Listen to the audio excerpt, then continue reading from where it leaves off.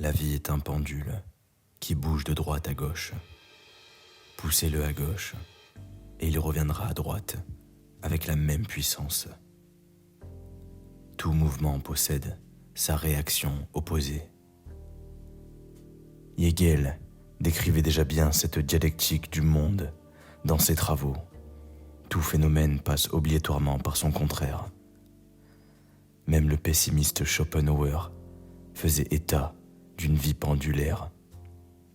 La vie oscille comme un pendule de la souffrance à l'ennui. On avait même conscience de cette dualité de l'univers 400 ans avant Jésus-Christ. Les taoïstes ont créé une image pendulaire sous la forme du yin et du yang. Le yin et le yang sont deux forces qui s'opposent et qui se doivent mutuellement leur existence. La poussée de la première engendre la poussée de la deuxième sur la première, et ainsi de suite. Ce mécanisme est perceptible dans les mouvements sociaux. Des périodes dites traditionnelles émanent des périodes de progrès et d'émancipation.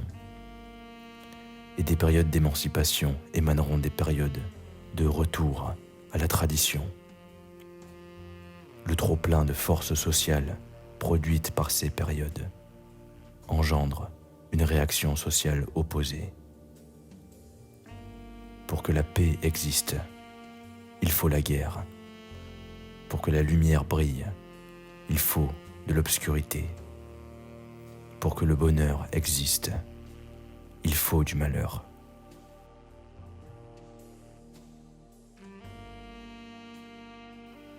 Tout phénomène prend son sens dans sa réaction opposée.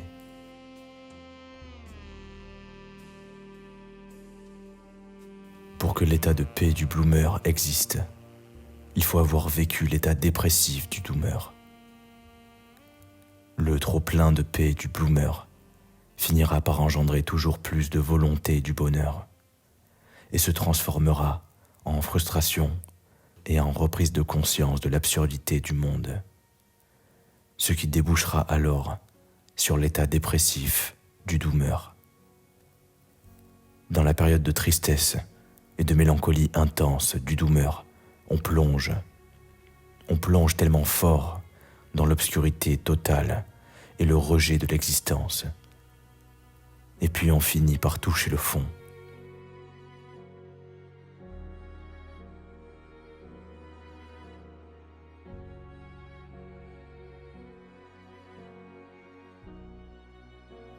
Et ce n'est qu'après avoir touché le fond que le doomer peut prendre appui sur le sol et exercer une force qui le fera remonter à la surface. Une remontée vers l'état de bloomer où on reprend goût aux choses et aux gens, où l'on reprend conscience que c'est justement car la vie n'a pas de sens qu'elle vaut le coup d'être vécue. De manière paisible, simplement, sans désir et frustration.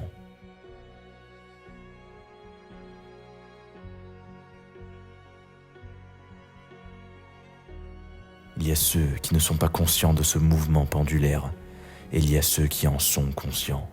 L'un n'abordera pas les mêmes phases de son existence de la même manière. En sachant que cet état de doomer est nécessaire à l'existence de l'état de bloomer, on subit un peu moins la phase de descente.